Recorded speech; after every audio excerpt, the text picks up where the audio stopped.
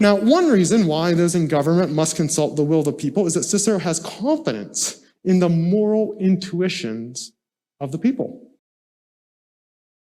He grants that our common everyday intuitions are liable to be led astray by customs or by maleducation, which is why education is so important.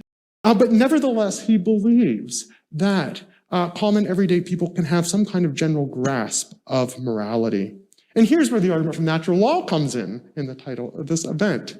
Cicero treats natural law from different angles in all of his major political works, on the Republic, its prequel, on the Order, De Oratore, its sequel, on the Laws, and in his final work, On Duties. Natural law was talked about in all of these works.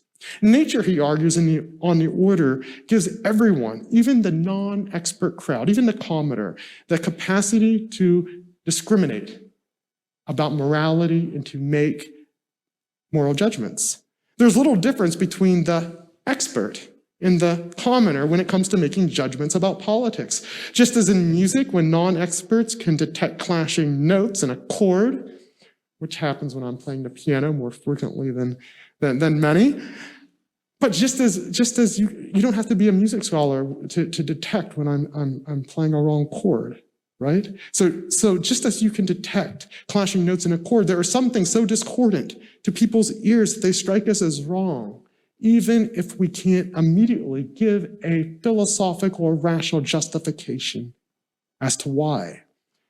And so here's one reason for Cicero's confidence in popular judgment, and the reason why you need to have responsiveness to the people. At some deep level, all of us, in as much as we are human, have the capacity to perceive when words and thoughts and actions are discordant, when they disrespect the dignity of other human beings and disrupt human society.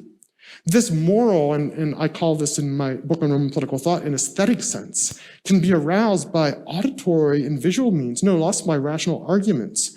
It's neither strictly rational nor irrational, but it's an aesthetic sense that when engaged can shape and change and enlarge popular opinion. I'll give you an example. In the late 18th century, the English abolitionists used gravings with the images of slaves depicting graphically the overcrowded slave ships to convey the dehumanization caused by the slave trade. This visual imagery appealed to a common notion of human dignity that rational argumentation alone could not unlock. And if you remember from the history, Wilberforce tried everything, even appealing to economic self-interest. But one of the historians show that one of the big things that changed is graphically seeing human suffering, and it appealed to some deep sense in the people of the time.